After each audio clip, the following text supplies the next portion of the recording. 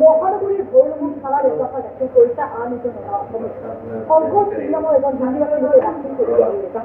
এই এজাহাৰত ইতিমধ্যে শৃংখলাৰ বিৰুদ্ধে সাম্প্ৰদায়িক মন্তব্য কৰাৰ অভিযোগ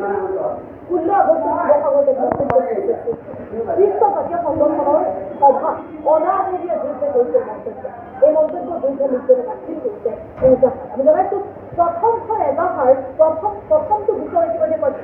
প্ৰত্যাহাৰ কৰিছে গৌৰৱ চৌহানে আৰু ইয়াৰ লগে লগে দ্বিতীয়খন এজাহাৰ দাখিল কৰিছে শৃংখল চলিহাৰ বিৰুদ্ধে শৃংখল চলিহাৰ বিৰুদ্ধে দাখিল কৰাৰ বাবে দ্বিতীয়খন এজাহাৰ মহানগৰীৰ ভৰলুমুখ থানাৰ এজাহাৰ দাখিল কৰিছে আৰু এজন অনা অসমীয়া শংকৰ সিং নামৰ এজন হিন্দীভাষীলোকে দাখিল কৰিছে এজাহাৰ কিয়নো সেই প্ৰতিবাদী সময়ত একাংশ অনা অসমীয়াৰ বিৰুদ্ধে কেতবোৰ মন্তব্য কৰাৰ অভিযোগ শৃংখলাৰ বিৰুদ্ধে 16 আগষ্টত